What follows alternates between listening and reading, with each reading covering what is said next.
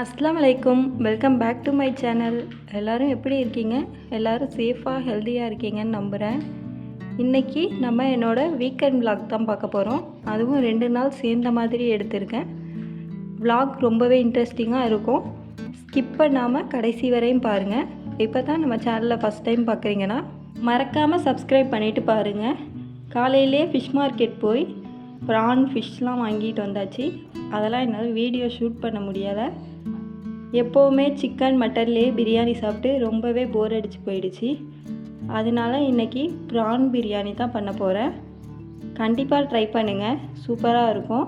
வாங்க ப்ரான் பிரியாணி எப்படி செய்கிறதுன்னு பார்க்கலாம். அதுக்கு ஒரு பாத்திரத்தை எடுத்துகிட்டு அதில் ஆயில் சேர்த்துக்கலாம். ஆயில் நல்லா ஹீட் ஆனதுக்கப்புறம் 2-3 வெங்காயத்தை நல்லா பொடி பொடியாக கட் பண்ணி அதை சேர்த்துட்டு வதக்கி விட்டுட்டு அது கூட ஒரு பிஞ்ச் அளவுக்கு உப்பு போட்டுட்டா சீக்கிரமாக வெங்காயம் கோல்டன் ப்ரௌன் கலருக்கு வந்துடும். இந்த டிப்ஸை நீங்கள் எப்போவுமே ஃபாலோ பண்ணி பண்ணுங்கள். ஒரு பிஞ்ச் அளவுக்கு தான் உப்பு போடணும். அதிகமாக போட்டுட்டிங்கன்னா ரொம்ப உப்பாக போயிடும் ஆனியன் நல்ல கோல்டன் ப்ரௌன் கலரில் வந்துருச்சு. இதை ஒரு பிளேட்டுக்கு எடுத்து மாற்றி வச்சிடலாம். இன்றைக்கி நான் எப்போவும் செய்கிற மாதிரி பிரியாணி செய்யாமல் ஹைதராபாத் சிக்கன் பிரியாணி செய்கிற மாதிரிலே ப்ரான் பிரியாணி ட்ரை பண்ணியிருக்கேன். ரொம்பவே டேஸ்ட்டாகவே வந்துருந்துச்சு. ஈஸியாக வேலை முடிஞ்சிருச்சு. ஃப்ரைட் ஆனியன் இப்போது ரெடி ஆகிடுச்சு. அதை ஒரு சைடு வச்சுட்டு ஒரு பெரிய துண்டு இஞ்சை 2ஆக கட் பண்ணி சேர்த்துருக்கேன். அது கூட 4-5 பூண்டு பல் சேர்த்துட்டு இதை நல்லா இடிச்சிக்கலாம். இஞ்சி பூண்டு பேஸ்ட் நீங்கள் எப்போவும் அரைச்சி ஸ்டோர் பண்ணி வைக்காமல் இந்த மாதிரி நீங்கள் சமைக்கிறப்போ சேர்த்திங்கன்னா ரொம்பவே டேஸ்ட்டாக இருக்கும். ஃப்ளேவரும் நல்லா சூப்பராக இருக்கும். அது கூட ஒரு பச்சை மிளகாய் சேர்த்துருக்கேன். நீங்கள் உங்கள் காரத்துக்கு ஏற்ற மாதிரி சேர்த்துக்கோங்க. 1/2 kg அளவுக்கு ப்ரான் எடுத்திருக்கேன். ப்ரான் எப்போவும் க்ளீன் பண்ணுறப்போ அந்த மண்டையும் ஷெல்லையும் மட்டும் எடுத்துட்டு எல்லோரும் அப்படியே சமைச்சிருவாங்க. ப்ரானுக்கு நடுப்பற உள்ள குடலை யாரும் க்ளீன் பண்ண மாட்டாங்க. அதை கண்டிப்பாக க்ளீன் பண்ணிட்டு தான் சமைக்கணும். ப்ரான் சேர்த்துட்டு அது கூட பழுத்த தக்காளி 1 பொடி பொடியாக சேர்த்துருக்கேன். அது கூட கொஞ்சமாக புதினா சேர்த்துட்டு மல்லி இலை கொஞ்சமாக சேர்த்துக்கோங்க. இதே மாதிரி பிரியாணி கண்டிப்பாக ட்ரை பண்ணி பாருங்கள். ஒரு 1/2 hourலேயே ரெடி பண்ணிடலாம் இந்த பிரியாணியை. நீங்கள் மேரினேஷன் ஃபஸ்ட்டே பண்ணி வச்சிட்டிங்கன்னா ஈஸியாக ரைஸ் குக் பண்ணிவிட்டு தம்மில் போட்டோம்னா சீக்கிரமாக ரெடி ஆகிரும். நம்ம ஃப்ரை பண்ணி வச்சுருந்த ஆனியனில் ஒரு 1/4 அளவுக்கு அதில் சேர்த்துடலாம். பாதியை எடுத்து வச்சுக்கிட்டால் தம்மில் போடுறப்ப கொஞ்சம் போட்டுக்கலாம். 1 ஸ்பூன் அளவுக்கு மல்லித்தூள், 1/2 ஸ்பூன் மஞ்சள் தூள், 1/2 ஸ்பூன் மிளகாய்த்தூள் எப்பவும் பிரியாணிக்கு கம்மியாக சேர்த்துக்கோங்க. பச்சை மிளகாய் சேர்த்தாதான் அதோடய ஃப்ளேவரே நல்லாயிருக்கும். 3 ஸ்பூன் அளவுக்கு பிரியாணி மசாலா சேர்த்துடலாம். பிரியாணி மசாலா ரெசிபி நிறைய பேர் கேட்குறீங்க. நான் கூடிய சீக்கிரமே அப்லோட் பண்ணுறேன். இஞ்சி பூண்டு பச்சை மிளகாய் இடித்து வச்சுருந்தோம்ல அதையும் சேர்த்துட்டு ஒரு பிரிஞ்சி இலை, 2 ஏலக்காய், 3 கிராம்பு சேர்த்துட்டு ஒரு சின்ன துண்டு அளவுக்கு பட்டை சேர்த்துக்கலாம். இது கூடவே சாஜீரா 1/2 ஸ்பூன் அளவுக்கு சேர்த்துக்கோங்க. ப்ரான் பிரியாணி எப்போ செஞ்சாலும் சாஜீரா சேர்த்து பண்ணோம்னா நல்ல ஃப்ளேவராக இருக்கும். அந்த ப்ரான்லேருந்து அந்த கவுச்சி ஸ்மெல் வராமல் இருக்கும். அது கூட ஒரு எலுமிச்சைப்பழம் நல்லா பிழிஞ்சு சேர்த்துக்கலாம்.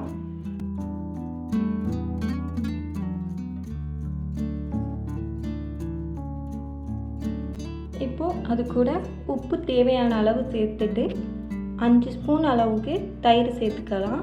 தயிர் 5 ஸ்பூன் சேர்த்தாலே போதுமான அளவாக இருக்கும். ரொம்ப அதிகமாக சேர்த்துட்டிங்கன்னா ரொம்ப ஒட்டுன மாதிரி வந்துடும் பிரியாணியில். ப்ரான் பிரியாணிக்கு கம்மியாக சேர்த்தா தான் நல்லாயிருக்கும். இப்போது இது எல்லாத்தையும் நல்லா மிக்ஸ் பண்ணி விட்டுடலாம்.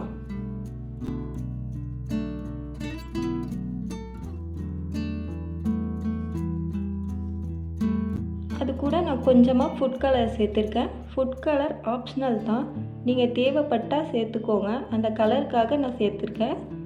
அதிலே 1 ஸ்பூன் அளவுக்கு நெய் சேர்த்துட்டு திரும்ப நல்லா மிக்ஸ் பண்ணி விட்டுட்டு இதை ஒரு 1/2 மணி நேரம் மேரினேட் பண்ணி வச்சிடலாம்.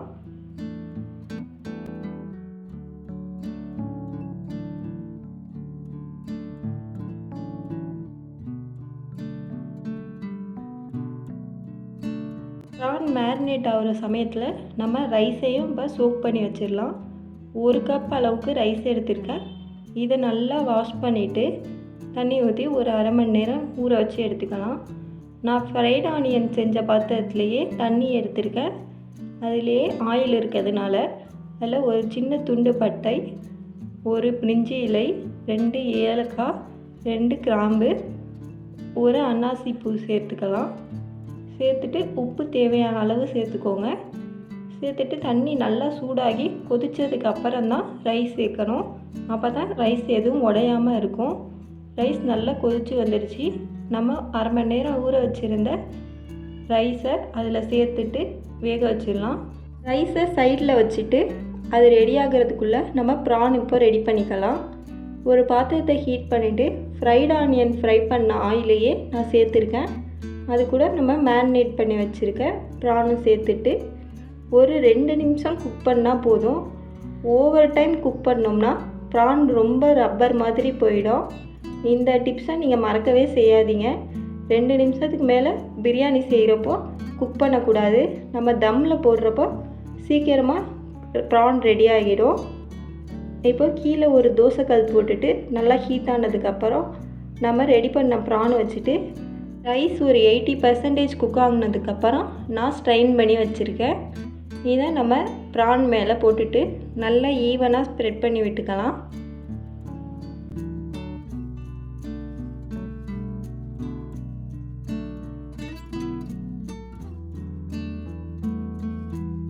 ஒரு 2 ஸ்பூன் அளவுக்கு கீ சேர்த்துக்கோங்க.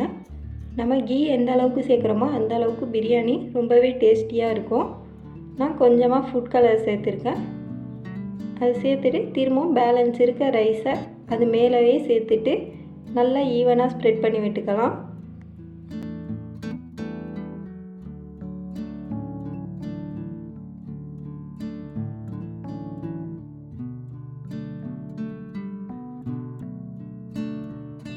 செகண்ட் லேயருக்கும் 1 ஸ்பூன் அளவுக்கு கீ சேர்த்துருக்கேன். அது கூட கொஞ்சமாக ஃபுட் கலர் சேர்த்துருக்கேன். க்ரீன் அண்ட் ஆரஞ்சு தான் நான் சேர்த்துருக்கேன். அப்போ தான் பிரியாணி பார்க்குறப்பவே ரொம்ப டெம்டிங்காக இருக்கும். இப்போது ஃபுட் கலர் சேர்த்துட்டு நம்ம ஃப்ரைட் ஆனியன் ஃப்ரை பண்ணி வச்சுருந்தோம்ல அதை மேலே தூவி விட்டுடலாம். அது கூட கொஞ்சமாக மல்லி இலை தூவிட்டு புதினா தூவி பிரியாணியை தம்மில் போட்டுடலாம். ஒரு 15 மினிட்ஸ்க்கு லோ ஃப்ளேமில் வச்சு தம்மில் போட்டுடலாம்.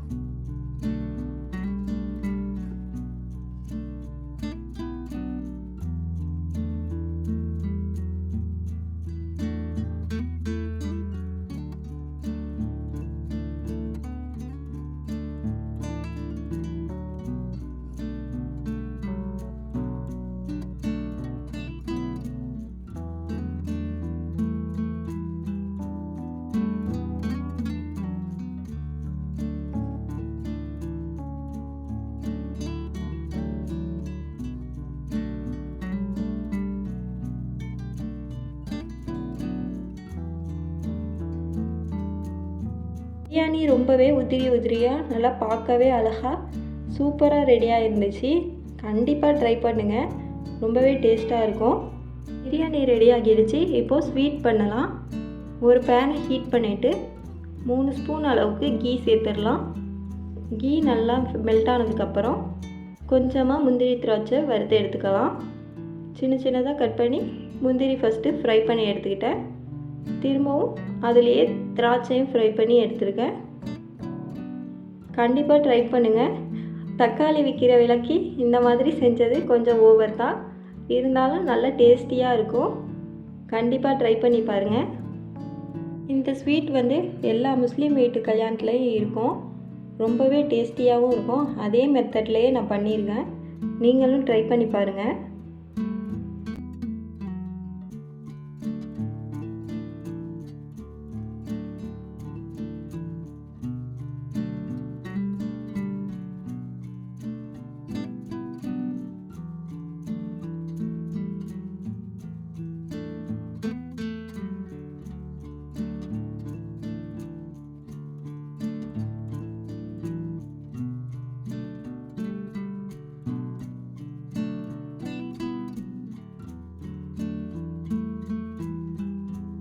நட்ஸ்லாம் நல்லா ஃப்ரை பண்ணி எடுத்தாச்சு. ஒரு 4 பழுத்த தக்காளியை சின்ன சின்னதாக கட் பண்ணி சேர்த்துருக்கேன். இந்த ஒரு 2 நிமிஷம் நல்லா வதக்கி விட்டுடலாம். அந்த கீலேயே தக்காளி நல்லா ஃப்ரை ஆகணும். அது கூட 1/2 கப் அளவுக்கு சுகர் சேர்த்துருக்கேன். இப்போ இது சுகர் சேர்த்துட்டு நல்லா மிக்ஸ் பண்ணி விட்டுருங்க. சுகர் நல்லா மெல்ட் ஆகி வரணும்.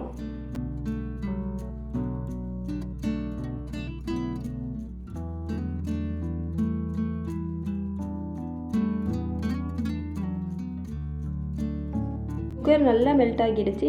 கொஞ்சமாக தண்ணி சேர்த்துருக்கேன். தண்ணி ஆப்ஷனல் தான். அந்த சுகர் சிரப்லேயே நல்லா வேகிறப்ப தான் தக்காளி நல்ல டேஸ்டியாக இருக்கும் சாப்பிட்றப்ப. மீடியம் டு ஹை ஃப்ளேமில் வச்சு தக்காளி நல்லா கரைஞ்சி வர அளவுக்கு நம்ம குக் பண்ணி எடுத்துக்கலாம்.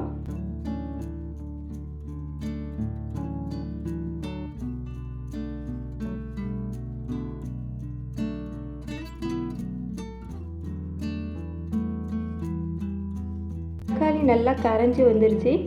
ஒரு 2லேருந்து 3 பேரிச்சம்பழத்தை சீடெல்லாம் ரிமூவ் பண்ணிவிட்டு சின்ன சின்னதாக சேர்த்துருக்கேன். இதை சேர்த்துட்டு நல்லா மிக்ஸ் பண்ணி விட்டுருங்க. ஒரு பாயில் ஆனதுக்கப்புறம் நம்ம ஃப்ரை பண்ணி வச்சுருக்க முந்திரி திராட்சையெல்லாம் சேர்த்துடலாம். ரொம்பவே டேஸ்டியாக இருக்கும். கண்டிப்பாக ட்ரை பண்ணி பாருங்கள். அது கூட 1 ஸ்பூன் அளவுக்கு கீ சேர்த்துக்கோங்க.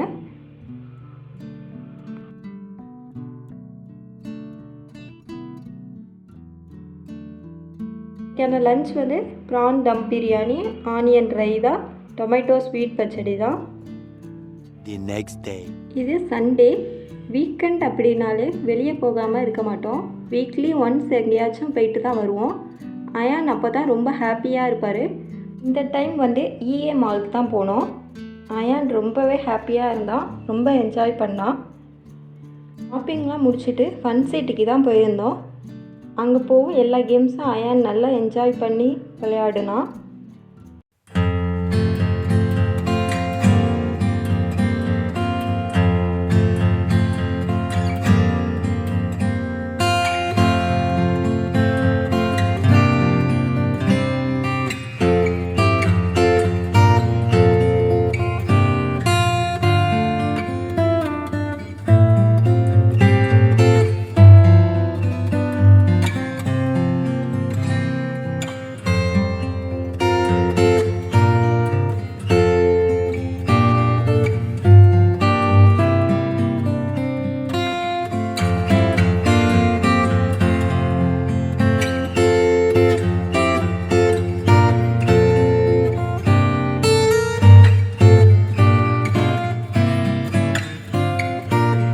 கேம்ஸ்லாம் விளையாடினதுக்கப்புறம் பாயிண்ட் இருந்துச்சு. அதில் அயானுக்கு ஒரு 450 பாயிண்ட்டுக்கு ஒரு துப்பாக்கி வாங்கிட்டு வந்தோம்.